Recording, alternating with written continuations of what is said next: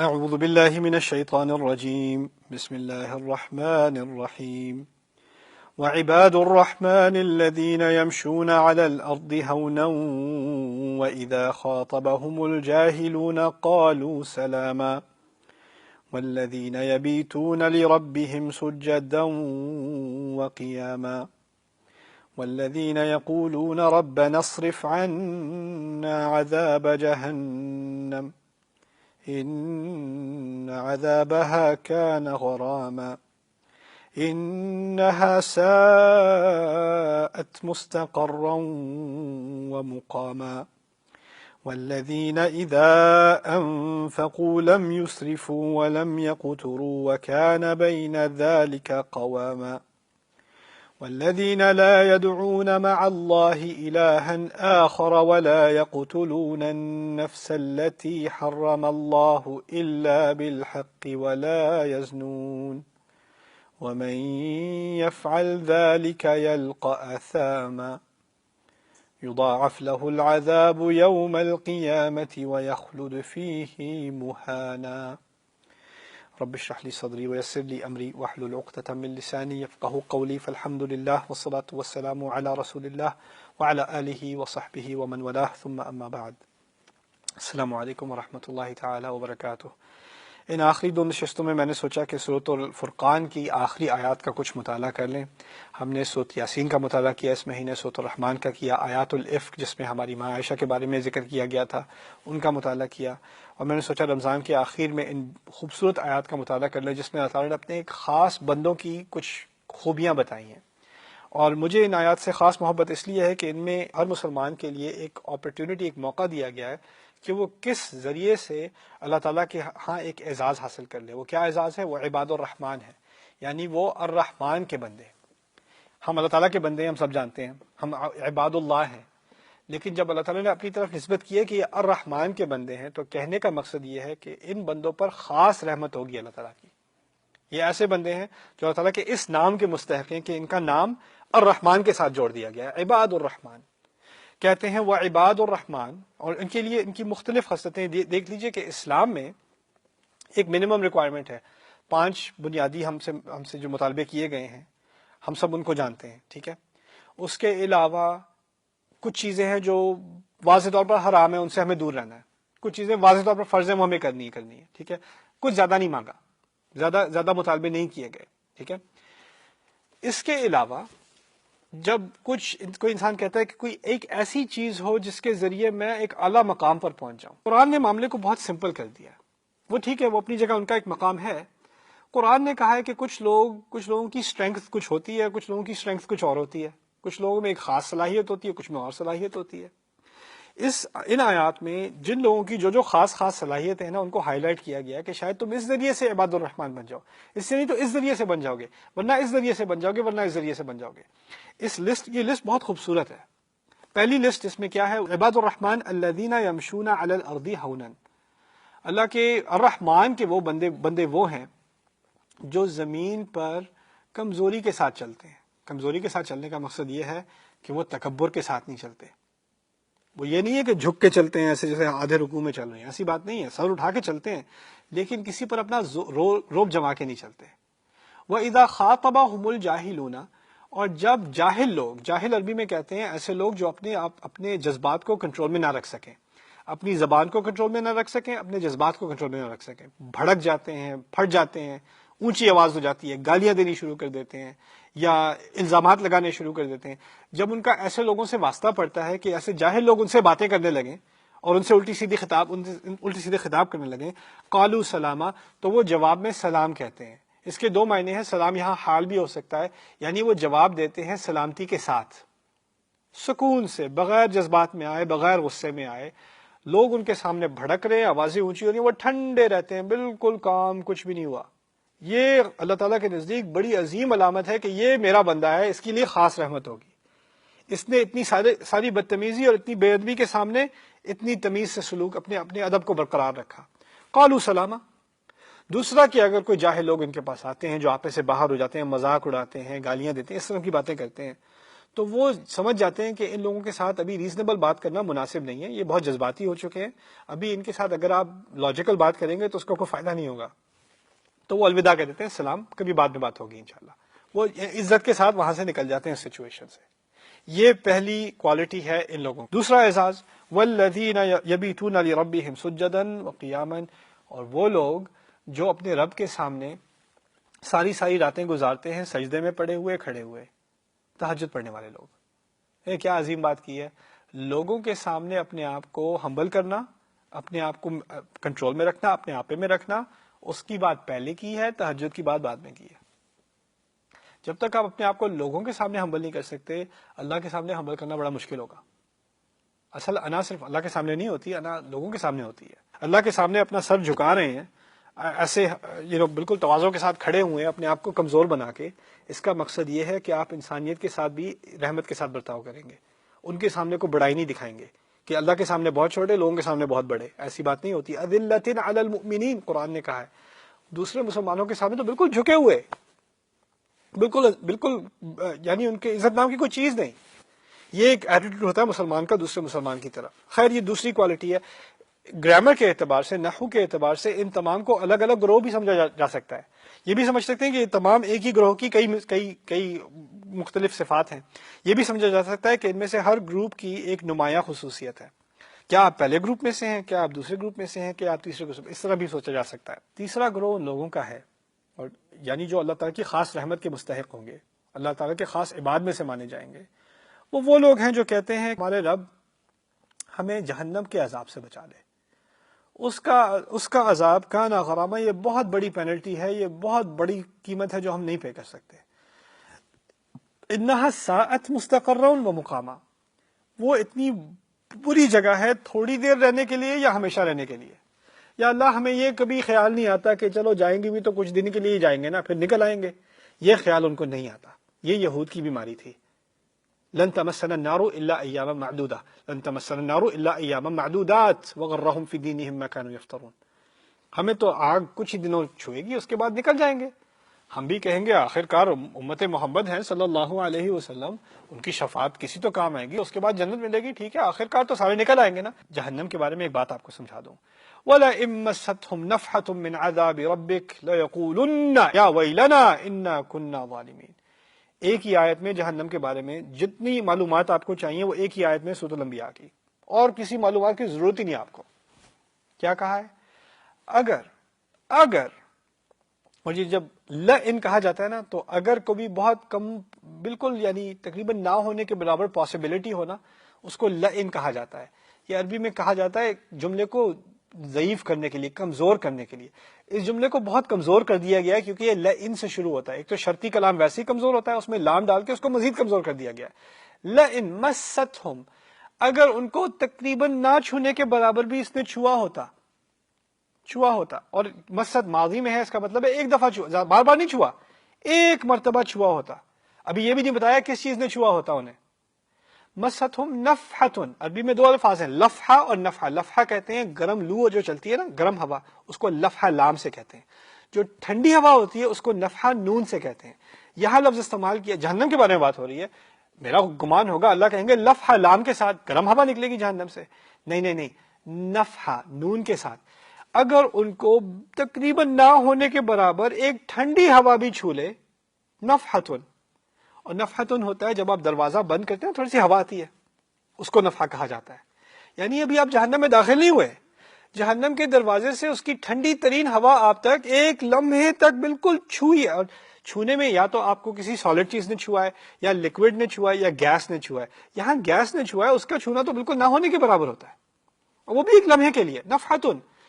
اچھا اگر یہ ٹھنڈا بھی ہے، لیکن یہ کیا، یہ جو ہوا جس نے مجھے چھوا، یہ آگ کی ہوا ہے، یہ لاوا کی ہوا ہے، کس چیز کی ہوا ہے؟ کہتے ہیں من عذاب، یہ عذاب کی ہوا ہے۔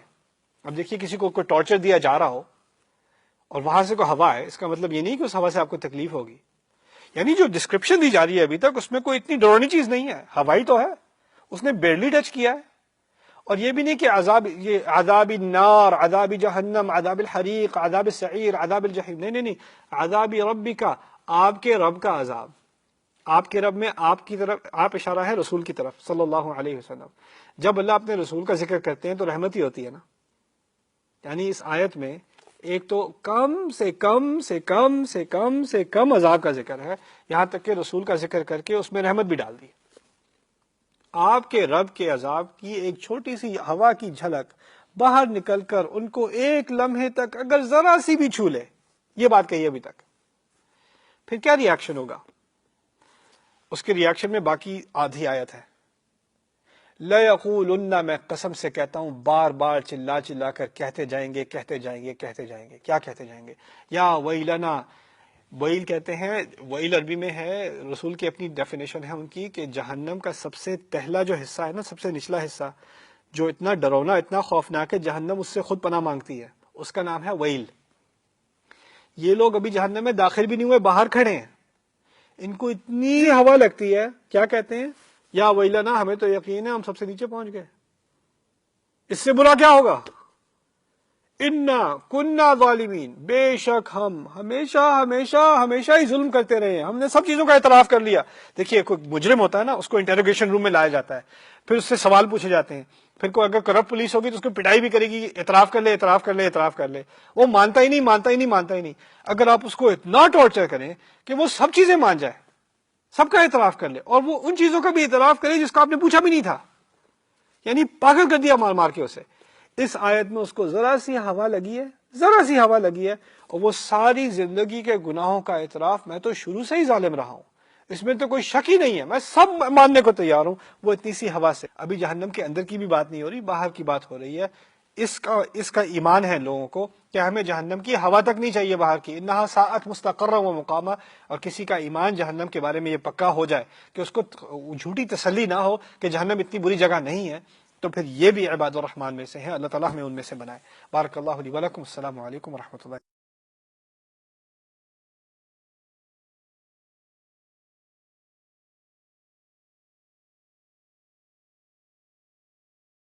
اس نشست میں ہم عباد الرحمن کی اگلی خصلتوں، اگلی صفات کی پر بحث کریں گے.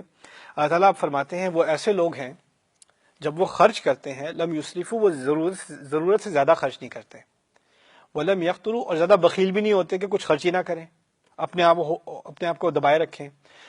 وکانہ بین ذالک قواما، اور ان دونوں کے درمیان وہ ایک سیدھا راستہ نکالتے ہیں. یعنی ایک طرف انسان ہوتا ہے کہتا ہے پیسے کی کوئی فکر ہی نہیں ہے، ٹھیک ہے، وہ اگر دیکھیں انسان کی کچھ ضروریات ہیں، کپڑا اس کی ضرورت ہے، کھانا اس کی ضرورت ہے، گھر اس کی ضرورت ہے، ٹھیک ہے، ضروریات ہیں. اب ضروریات ایسی ہے، میں نے اپنا فرنیچر بدلنا ہے، ارے سارا پرانا فرنیچر اٹھا کے پھینکو، نیا لے کے آتے ہیں. 6 مہینے بعد بور ہو گئے، یہ اٹھا کے پھینکو، نیا لے کے آتے ہیں. یہ ضرورت سے کہیں آگے ہے. ایک بات تو یہ ہے نا کہ آپ نے پرانا فرنیچر اب اتنا پرانا ہو گیا ہے کہ اب استعمال میں نہیں آ سکتا، اب آپ اس کو ڈونیٹ کر رہے ہیں یا کچھ اور کر رہے ہیں، جو بھی ہے، پھر نیا فرنیچر لے کے آ رہے ہیں، وہ اور بات ہے. ضرورت سے کہیں زیادہ خرچ کرنا، جبکہ آپ کے خاندان میں ایسے لوگ بھی ہیں جن کی ضرورت ہے، اس کو اسراف کہا جاتا ہے. اسی طرح کھانا ہے، کھانا ہر انسان کی ضرورت ہے، لیکن آپ ایسے ریسٹورینٹ میں جہاں وہاں $300 کی ایک پلیٹ ہو، تو یہ آپ کی طرف سے اسراف ہے، یہ ضرورت سے زیادہ خرچ کرنے کی بات ہے. دو باتیں ہوتی ہیں، اسراف اور تبذیر. اصل میں اسراف کہا جاتا ہے اصل میں چیز تو ہے ضرورت کی، لیکن آپ نے ضرورت سے زیادہ کیا. تبذیر کہا جاتا ہے سرے سے چیز ضرورت کی تھی نہیں، اس پہ خرچ کر رہے ہیں، اور اس پہ دھڑا دھڑ خرچ کر رہے ہیں. مبذرین کے بارے میں کہا ہے، تبذیر کرنے والوں کے بارے میں کہا ہے، یہ تو شیطانوں کے بھائی ہیں. ان المبذرین کانوا اخوان الشیاطین. یہاں پر بات ہو رہی ہے اسراف کے بارے میں، کہ دیکھیے ضرورت پر خرچ تو کریں، لیکن ضرورت سے زیادہ خرچ نہ کریں. اچھا کبھی ہو جاتا ہے انسان سے زیادہ خرچ ہو جاتا ہے، وہ نیچرل سی بات ہے. اللہ تعالیٰ نے یہ کیوں نہیں کہا کہ اچھا خرچ کرنا ہو تو اپنا 50% بجٹ کھانے پر، 30% بجٹ اس پر ہمارے لیے سیٹ کر دیتے ہیں کہ اس پہ کیا خرچ کرنا ہے. اللہ تعالیٰ کو معلوم ہے ہر گھرانے کی الگ ضروریات ہیں، ہر ایک کی الگ اکنامکس ہیں. یہاں تک کہ اسراف کی ڈیفینیشن بھی نہیں بتائی. یہ نہیں کہا کہ مرسیڈیز لوگے تو اسراف ہے، ٹویوٹا لوگے تو اسراف نہیں ہے، یہ نہیں کہا. کیوں نہیں کہا؟ کیونکہ ہر خاندان کے اسٹینڈرڈ الگ ہوتے ہیں. اگر آپ ملینئر فیملی میں سے ہیں اور آپ کی گاڑی جو ہے وہ 50 60 70 ہزار ڈالر کی ہے، $100,000 کی ہے، شاید وہ آپ کے لیے اسراف نہیں ہے. وہ کسی اور کی فیملی میں جس کی انکم 50 60 ہزار ہے، ان کے لیے وہ چیز اسراف ہوگی، آپ کے لیے اسراف نہیں ہوگی. یعنی اسراف کے اسٹینڈرڈ سوسائٹی کے حساب سے، آپ کے اپنے گھرانے کے بجٹ کے حساب سے بدلتے جاتے ہیں. یہ نہیں ہے کہ ہر ایک کو ایک ہی جیسے گھر میں رہنا چاہیے. ایک ہی سائز کے گھر میں رہنا چاہیے، ایک ہی جیسی گاڑی ہونی چاہیے، ایسا نہیں ہے. ہمارے دین میں یہ فرق و تفاوت ہے اور اس کو اسراف نہیں کہا جاتا. یہ نہیں کہیں گے کسی امیر گھرانے کے آپ گھر میں گئے دیکھیں ان کے گھر میں کتنا اسراف ہے، 6 بیڈ روم ہے ان کے، یا 8 بچے ہیں ان کے، 6 بیڈ روم ٹھیک ہے چلے گا، کوئی بات نہیں، وہ افورڈ کر سکتے ہیں، کوئی اس میں اسراف نہیں ہے. اسراف ہے یعنی اس حساب سے بھی آگے نکل کر کرنا خرچ، اور جہاں کسی اور کا حق بن رہا تھا اس حق کو مارنا، وہ بات. دوسری طرف ہے وَلَمْ يَقْتُرُوا، اپنے آپ کو ہولڈ بیک کر کے رکھنا، یعنی چیپ بن جانا. اس پہ کتنے خرچ کیے تھے، کیلے پہ کتنے خرچ کیے تھے، پانی پہ کتنے گئے تھے، یہ بجلی کا کتنا بل تھا، بار بار ایک ایک پینی پہ، ایک ایک چونی پہ آپ جو ہے وہ رپورٹ لینی شروع کر دیں. یہ ہے قطر. یہ بھی نہیں کرتے کیونکہ اس سے بھی ایک گندی ذہنیت پیدا ہو جاتی ہے.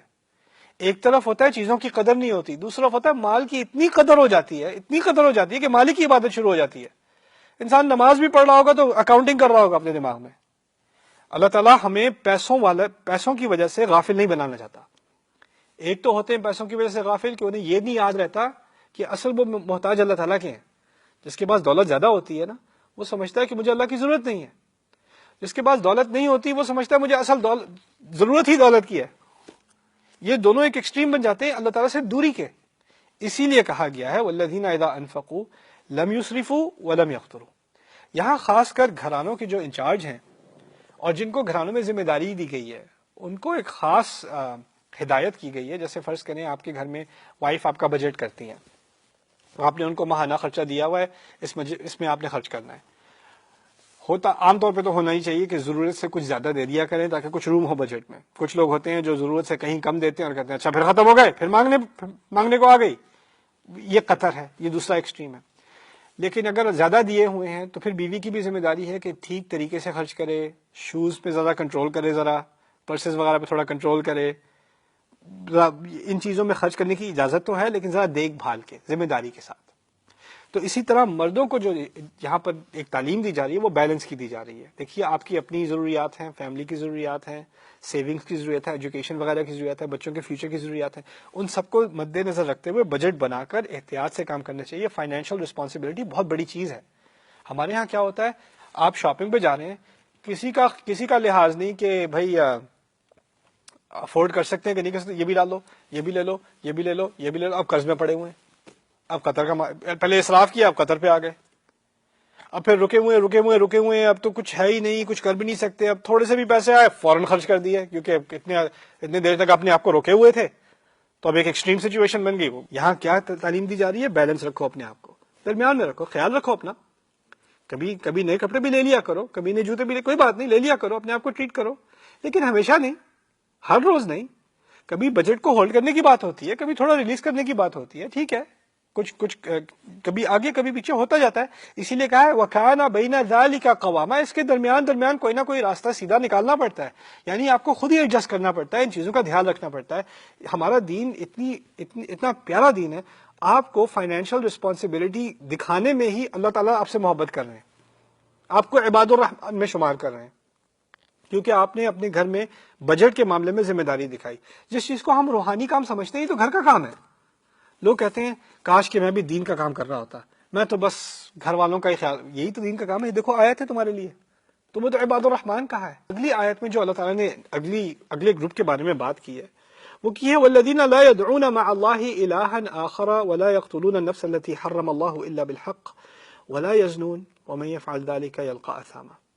اور وہ لوگ جو خدا کے علاوہ کسی اور خدا کو الہ نہیں مانتے، کسی کو نہیں پکارتے، اور نہ وہ کسی ایسے انسان کو قتل کرتے ہیں جس کی زندگی اللہ تعالیٰ نے اس کو حرام قرار دیا، اس کو مارنا حرام کر دیا، اس کو ایک حرمت دی ہے بغیر کسی حق کے. نہ ایسے لوگ جو زنا کرتے ہیں، اور جو یہ کچھ کرے گا اس نے تو اپنے لیے وہ آگے جا کر بہت بڑی پینلٹی سے جا کر ملے گا، بہت بڑی سزا سے جا کر ملے گا. اس کے لیے یضاعف له العذاب یوم القیامت ویخلد فیہ مہانا. اس کے لیے تو اس دن، قیامت کے دن، سزا کو دگنا کر دیا جائے گا اور وہ اس میں ہمیشہ رہے گا. یہاں سوال جو پیدا ہوتا ہے وہ یہ ہے کہ اللہ تعالیٰ کے علاوہ کسی اور کی عبادت نہیں کی تو کون سا بڑا تیر مار لیا، وہ تو ہر مسلمان کرتا ہے. کسی کو قتل نہیں کیا، میں نے تو ابھی تک کسی کو قتل نہیں کیا، اس سے بھی مجھے بڑا احساس بن جائے گا کہ میں عباد الرحمان میں شامل ہو گیا. جس نے زنا نہیں کیا، میں شادی کی ہوئی ہے، زنا نہیں کیا، تو اب میں عباد الرحمان میں شامل، اس میں کون سا بڑی بات ہے؟ ٹھیک ہے، ابھی پہلے تہجد کی بات ہوئی، بڑی بات ہے، بیلنس بجٹ کرنا بڑی بات ہے، شروع میں کہا تھا غصے والے لوگ آپ سے آ کے بات کریں، آپ تحمل سے جواب دیں، بڑی بات ہے، اس میں کیا بڑی بات ہے؟ یہ تو بنیادی سی چیز ہے، اسلام 101، اسلام میں کوئی جیسے ہی مسلمان ہوتا ہے بنیادی بات ہے شرک نہیں کرنا، قتل نہیں کرنا، زنا نہیں کرنا، اس میں کیا بڑی بات ہوئی؟ کہا یہ جا رہا ہے کہ کچھ لوگ ایسے ماحول میں ہوتے ہیں جس میں ان کے ارد گرد شرک ہر طرف پھیلا ہوتا ہے، اور ان لوگوں کے لیے ایک خدا کی عبادت برقرار رکھنا اس ماحول میں بہت بڑا کام ہے۔ تمہارے لیے شاید آسان ہو، لیکن ایسے لوگ بھی ہوتے ہیں جو پورے ہندو گھرانے میں ایک مسلمان ہو گیا ہے، ایسے بھی تو لوگ ہوتے ہیں نا، ان کے لیے صرف ایک خدا کو ماننا کتنی بڑی بات ہے۔ ایسے بھی تو لوگ ہوتے ہیں جو کسی کرمنل سوسائٹی میں ہوتے ہیں، کسی گینگ میں ہوتے ہیں، کسی ڈاکوؤں کے کسی اڈے میں ہوتے ہیں، خود ساری زندگی جرم میں گزاری ہے، وہ تو قتل کرتے رہتے ہیں، وہ انسان قتل چھوڑ دے بڑی بات ہے۔ کوئی ایسے لوگ ہوتے ہیں جن کی ساری زندگی گھٹیا ماحول میں زنا کے ارد گرد گزری ہے، اس انسان کے لیے وہ سب چھوڑ دینا کوئی چھوٹی چیز نہیں ہے۔ ان لوگوں کے لیے یہ بہت بڑی بات ہے کہ وہ ان چیزوں کو چھوڑ دیں۔ تو یہ اللہ تعالیٰ نے جن چیزوں کو یہاں گنوایا ہے وہ آپ عام مسلمان کے لیے کوئی بڑی کرتوت نہ سمجھیں، لیکن کچھ لوگ ہوتے ہیں جو اس ماحول میں ہوتے ہیں، ان کے لیے یہ کرنا بھی بہت بڑی بات ہے۔ اور کہا جو یہ چیزیں نہیں چھوڑے گا اس کے لیے تو عذاب دگنا ہوگا، کیونکہ وہ مسلمان ہونے کے باوجود یہ حرکتیں، اس کے لیے تو دگنا ہوگا، اور وہ اس میں ہمیشہ ہمیشہ رہے گا۔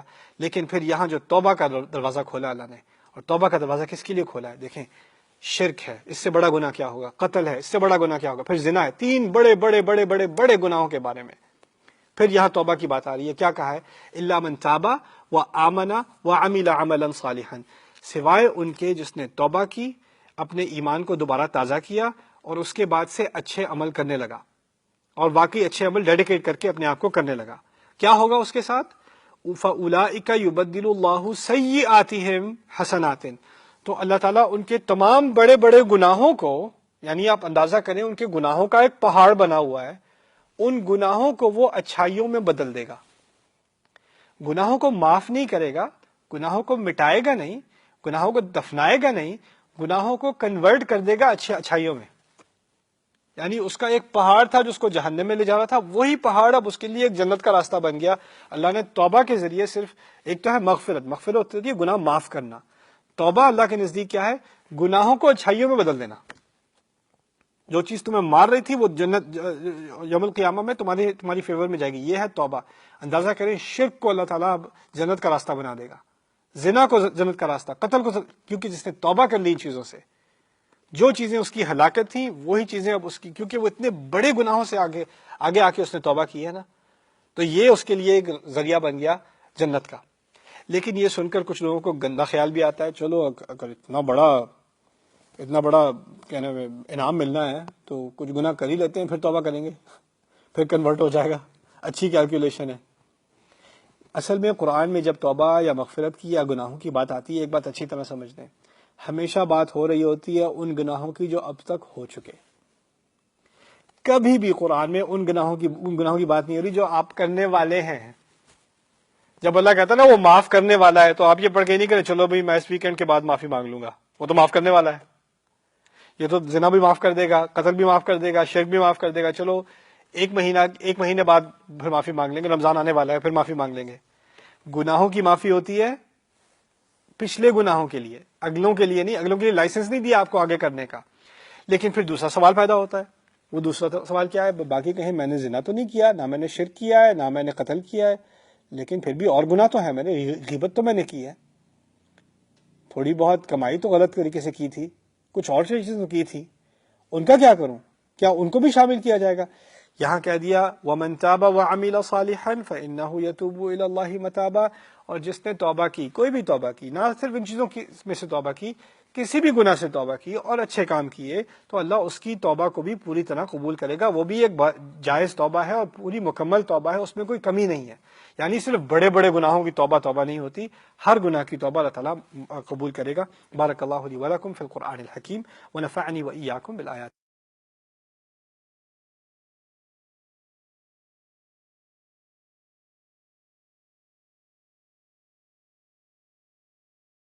پھر السلام علیکم ورحمۃ اللہ تعالیٰ وبرکاتہ۔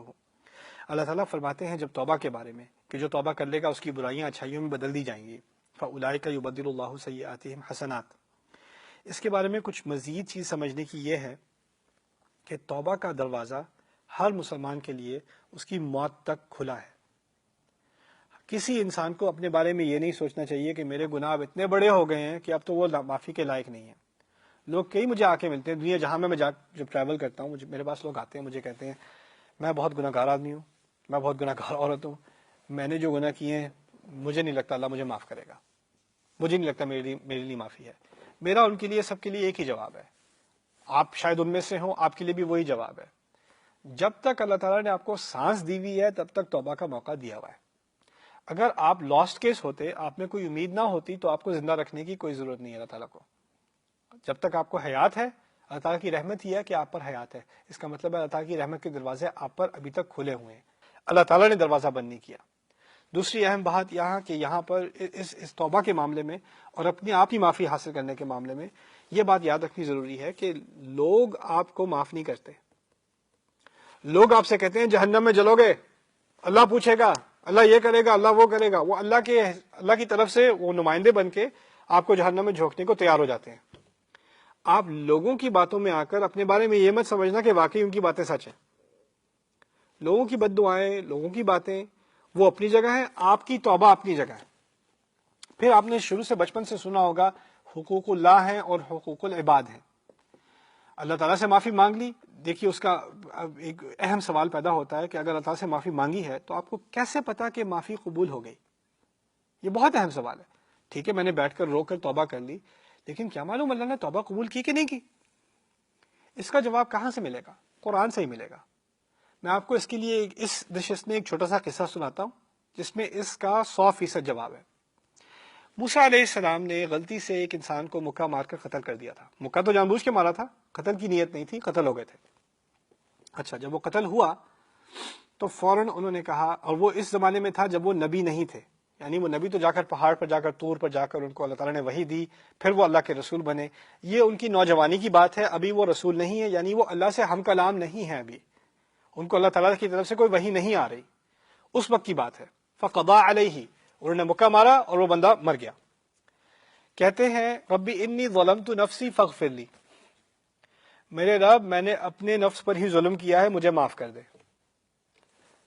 قتل کسی اور کو کیا ہے، ابھی اس کی فیملی نے انہیں معاف نہیں کیا، پہلی بات وہ تو معاف کر نہیں سکتا، وہ تو مر گیا۔ معافی کس سے مانگی ہے؟ اللہ تعالیٰ سے، فوراً معافی مانگی ہے۔ اللہ تعالیٰ نے جواب میں کیا کہا ہے؟ فغفر لہ، کیونکہ اس نے معافی مانگی اس وجہ سے، الفاء سببیۃ، فا جو ہے یعنی اس وجہ سے اللہ نے اس کو فوراً معاف کر دیا۔ انہ هو الغفور الرحیم، بے شک وہ معاف کرنے والا ہی ہے۔ اب ہمیں پتہ، اللہ تعالیٰ نے موسیٰ کو یہ بتایا نہیں، ہمیں بتایا ہے۔ انہوں نے معافی مانگی، اللہ نے معاف کر دیا۔ ٹھیک ہے، اس سے بھی کچھ پتہ نہیں چلتا کہ ہمیں معاف کیا کہ نہیں، یہ تو پتہ چل گیا کہ موسیٰ کو معاف کر دیا، اس سے یہ کیا دلیل نکلی کہ ہمیں معاف کر دیا؟ آگے سمجھیں موسیٰ علیہ السلام کا اگلا کلام کیا ہے؟ ربی بما انعمت علی فلن اکون ظہیرا للمجرمین، میرے رب جو تحفہ تو نے مجھے دیا ہے اس تحفے کے جواب میں کبھی کسی مجرم کی کبھی حمایت نہیں کروں گا۔ یعنی انہوں نے غلطی میں آ کے جس کو وہ وکٹم سمجھ رہے تھے وہ اصل میں مجرم تھا، اسی غلط فہمی میں آ کے انہوں نے جو ہے وہ فوجی کو مکہ مارا تھا۔ اب کہتے ہیں آپ نے جو تحفہ مجھے دیا ہے، جو نعمت آپ نے مجھے نوازی ہے، اس کی وجہ سے میں کبھی بھی اب مجرموں کی حمایت نہیں کروں گا۔ سوال پیدا کیا ہوتا ہے؟ نعمت کون سی دی ہے؟ ابھی تو کسی کو مارا تھا، ابھی معافی مانگی تھی۔ موسیٰ علیہ السلام کو پوری طرح 1000% اس بات کا یقین ہے کہ جب اللہ کا بندہ دل سے اللہ سے معافی مانگے تو شک کرنے کی کوئی گنجائش نہیں ہے کہ معافی آ گئی، اور یہی اللہ کی نعمت ہے۔ اور اس نعمت کو وہی کے بغیر بھی وہ مانتے ہیں، اور وہ مان کے اللہ سے کہنے تیرا بڑا احسان ہے کہ تو نے مجھے معاف کر دیا، اب میں یہ غلطی دوبارہ کبھی نہیں کروں گا۔ سمجھ رہے ہیں بات؟ یعنی اگر آپ پوچھتے ہیں، میں پوچھتا ہوں کہ کیسے پتا چلے کہ غلطی معاف ہو گئی ہے؟ اگر آپ نے دل سے غلطی مانگی ہے تو آپ پر واجب ہے ایمان کرنا کہ غلطی معاف ہو گئی ہے۔ لوگ جو کہتے ہیں کہتے رہیں۔ دوسری بات، نہ صرف غلطی معاف کی جانا، یہ کیسے معلوم ہوا کہ اللہ تعالیٰ کو آپ سے محبت ہے؟ ایک تو ہے نا کہ معاف کر دیا، لیکن معاف کرنے کے بعد بھی محبت ویسی نہیں رہتی پہلے جیسی۔ یہ کیسے انسان کو پتہ چلے کہ معاف تو کر دیا اللہ نے لیکن پہلے والی محبت ہے کہ نہیں؟ وہ پھر موسیٰ علیہ السلام کی کہانی میں ایک آگے دعا ہے۔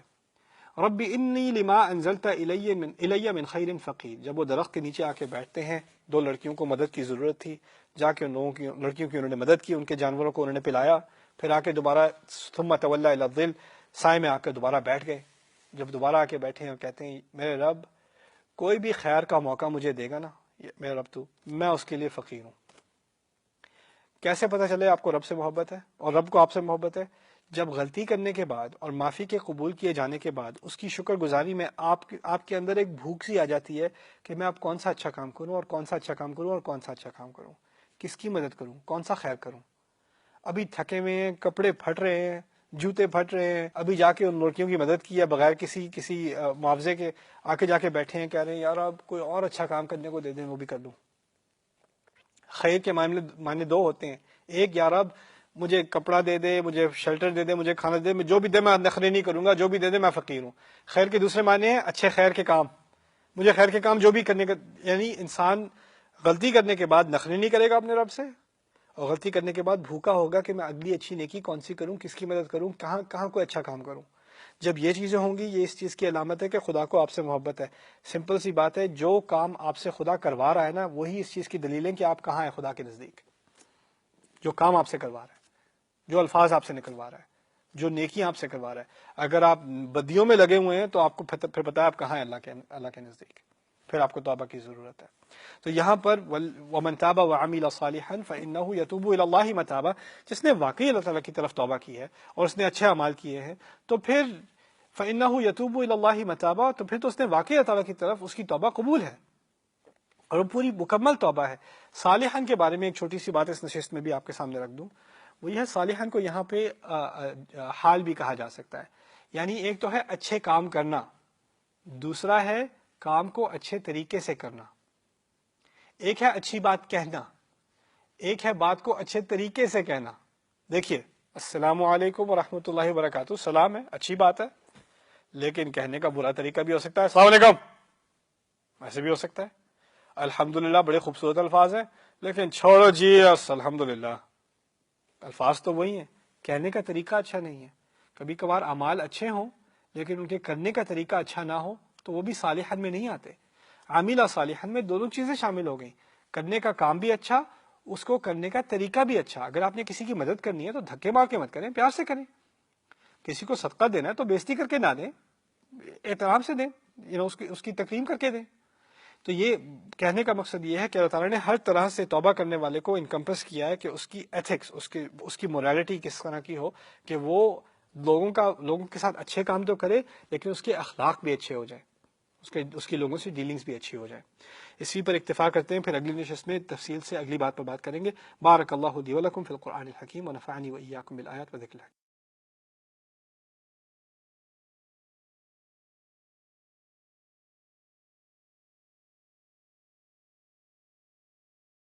اب جو بات آ رہی ہے وہ ایک مزید آگے بات ہے، توبہ کرنے کے بعد کیا کرنا چاہیے.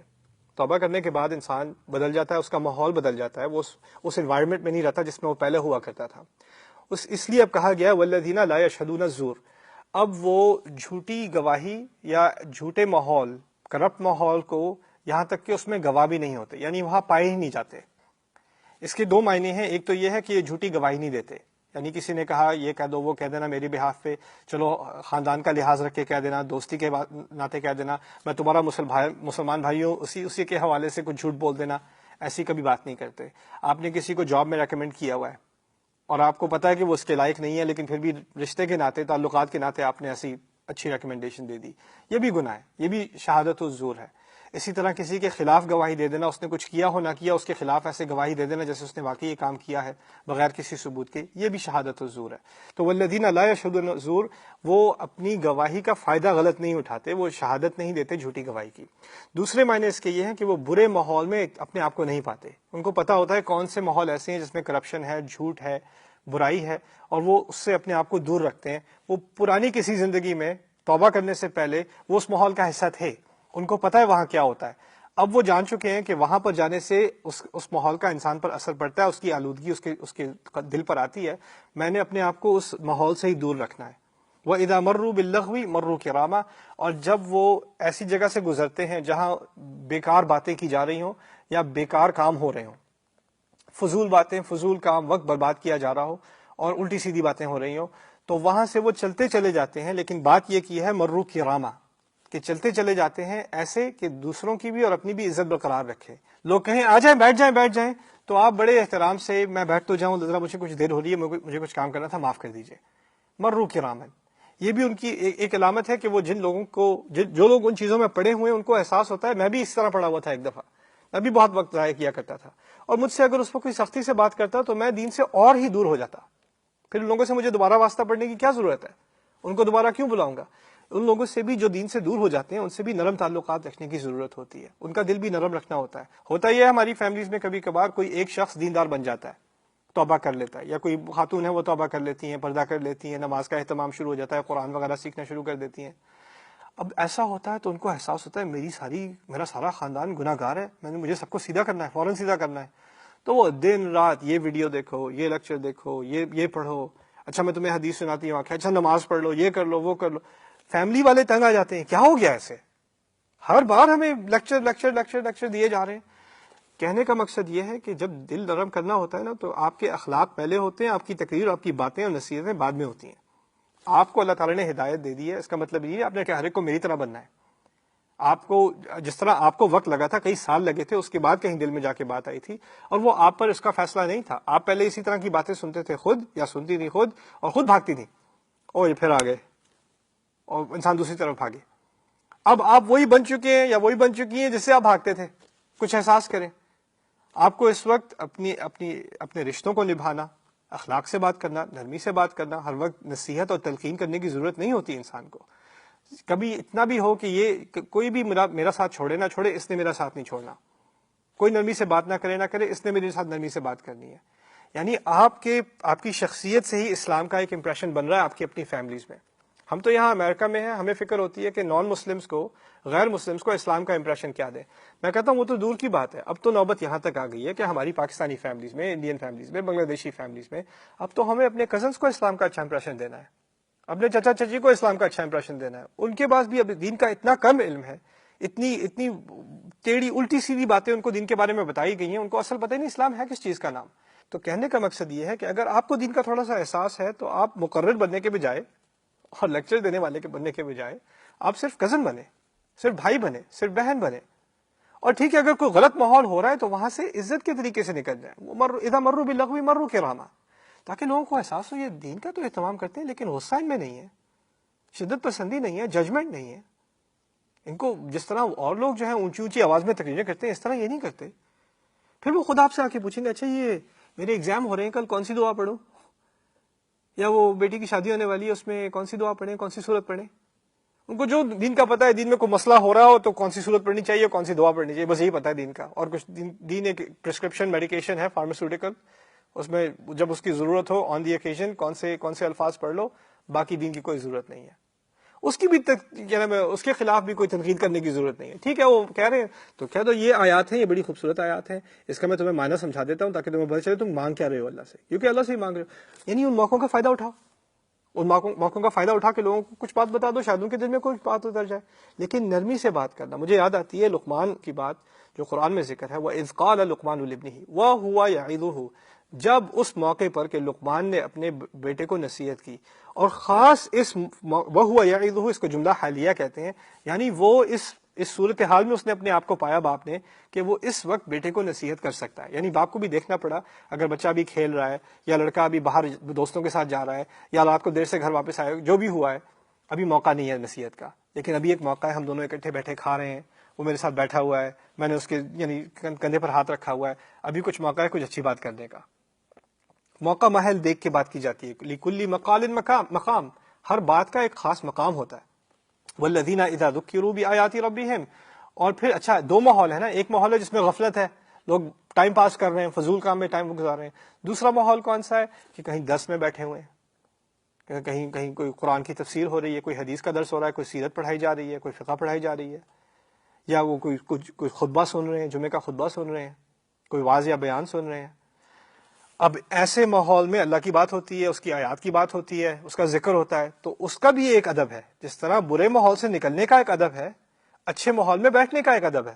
اس کے بارے میں اب ذکر کیا گیا ہے کہ جب اور یہ وہ لوگ ہیں کہ جب ان کو اللہ تعالیٰ کی آیات کی یاد دہانی کرائی جاتی ہے، جب ان کو نصیحت کرائی جاتی ہے اللہ کی آیات کے ذریعے، اپنے رب کی آیات کے ذریعے، لم یخروا علیہا صما وعمیانا، کہ وہ ان پر گرتے پڑتے نہیں ہیں اندھے اور بہرے، میں کہوں صما وعمیانا۔ کیوں؟